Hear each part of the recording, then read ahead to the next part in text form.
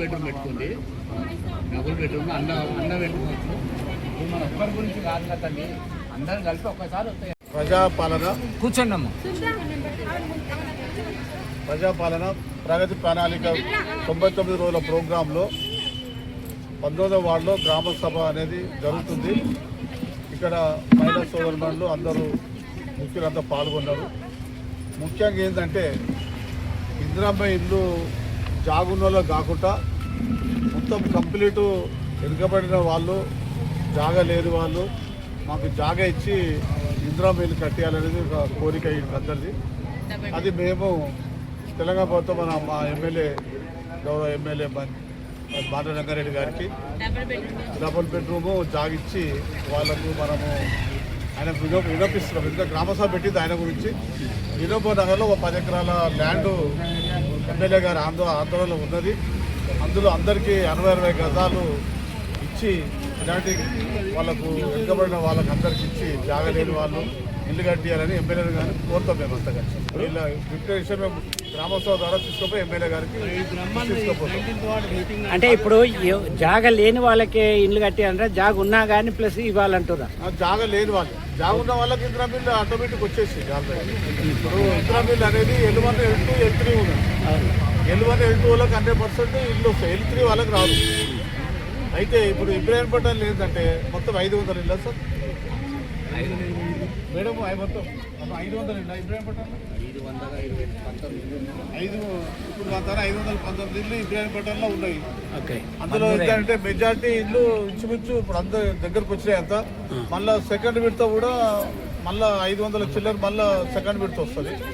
మొత్తం ఏంటంటే ఈ 2.5 సంవత్సరాల్లో ఆల్మోస్ట్ ఆల్ L1, L2 వాళ్ళకి అందరికీ ఇల్లు 100% వస్తాయి.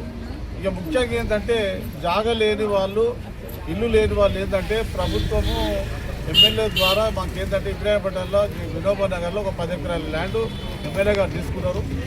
అందులో అందరికీ 60 గజాలు ఇచ్చి ఇందిరా ఇల్లు ఇస్తానికి ప్రయత్నం ఉన్నది. ఇదే గ్రామసభ ద్వారా ప్రజలంతా అదే కోరుతున్నారు కాబట్టి మేము ఎమ్మెల్యే గారు దృష్టి తీసుకుంటాం. ఇప్పుడు మెయిన్ ఒక ఇందిరా మైన్లో ఉన్నాయి. ఇంకేమన్నా ప్రాబ్లం, వాటర్ ప్రాబ్లం కానీ డ్రైనేజ్ ప్రాబ్లం కానీ ఇంకేమన్నా ఆర్జీ పెట్టుకురా? మౌలిక వసతులు అనేది ఒక సిస్టంలో ఉన్నది. మౌలిక వసతులు కరెంటే కానీ డ్రైనేజ్ సిస్టమే కానీ ఇప్పుడు పాత గ్రామాల్లో అయితే డ్రైనేజ్ ఏంటంటే జామ్ అవుతుంటుంది. అదొకటి బాగా చేయాలి. సిటీలో కొత్త కాలనీ కాబట్టి కొత్త వేయవలసి వస్తుంది. ఇబ్రాహీంపట్నంలో పాత ఊళ్ళలో ఏంటంటే ఉన్న వీటిని మొత్తం ఏంటంటే రిప్లేస్ చేసి దాన్ని పరిశుద్ధంగా ఉంచవలసి వస్తుంది.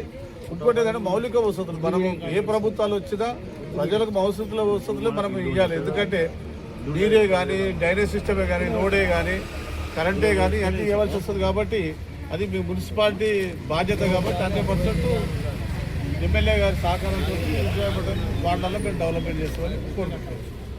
వెళ్ళి ఎంఆర్ ఆఫీస్ రోడ్ పెద్ద చేస్తాం. నాయనపల్లి రోడ్డు అందులో కూడా కొద్ది మందికి ఏమైనా అరుగులు కొద్దిగా ఇల్లు పోతే కూడా వాళ్ళకు కూడా వినోబనగానే జాగిచ్చి ఇల్లు కట్టిస్తా అని చెప్తుండే ఎమ్మెల్యే గారు. అవి కూడా ఎందుకంటే అందరి అభిప్రాయంతో వాళ్ళని రేపు కూర్చోబెట్టి వాళ్ళు ఏదైతే కోరుకుంటారో ఎంత తీయాలో అంతే ఇస్తాం. జబర్దస్త్ ఏం లేదు. అందరూ వాళ్ళ ఇల్లు పోయిన వాళ్ళకి మాత్రం 100% వినోబ్ నగర్లో ఇల్లు వాళ్ళకు డబుల్ బెడ్రూమ్ ఇల్లు 100% కట్టిస్తారు. ఇప్పుడు ఊరు డెవలప్ కావాలంటే రోడ్లు వెడల్పు ఉండాలి. ఖచ్చితంగా రోడ్డు వెడల్పు చేయవలసిందే. చేస్తేనే ఊరు డెవలప్మెంట్. ఇక వాళ్ళ ఆ ఏరియాలో చలో అంత మధ్యతరగతి కుటుంబాలే కాబట్టి అందరి సిస్టమ్ ప్రకారం అందరు ఒప్పుకున్న కాడికే చేద్దామనేది. ఆ ఏరియాలో ఉన్న వాళ్ళు ఆ ఇల్లే ఉన్న వాళ్ళు ఉన్నారు. ఇంకా వేరే తన ఇల్లు లేవాలకు అంతే. కొంతమంది పోయిన వాళ్ళకి మాత్రం 100% వాళ్ళకి ఏంటంటే వినోబనగర్ కూడా డెవలప్ అయింది. ఆక్టోపస్, ఎన్ఎస్జీ, ఆడ డిగ్రీ కాలేజీలు, ఇంజనీరింగ్ కాలేజీలు అది కూడా. ప్రజలు ఏమంటారు తెలుసా, మేము ఇస్తాము మాకు ఫస్ట్ ఇది చూపించండి ఏదన్నా అంటే జాగా చూపించండి, జాగా ఇవ్వండి, సర్టిఫికేట్ ఇవ్వండి, అది కాల్ చేస్తాం అంటున్నారు. ఓకే ఆ మాట అన్నారా? సర్టిఫికేట్ కాల్ చేస్తాము. ఆ పొయ్యే వార్డులో కూడా నాలుగు కొంచెం భాగం వస్తుంది. 19వ వార్డు ఇప్పుడు ఆ రోడ్ సగం బాగా మనకు వస్తుంది. నువ్వు కూడా సగం ప్రజలతోటి వాళ్ళందరూ అనుకూలంగానే వాళ్ళ సంతృప్తికరంగానే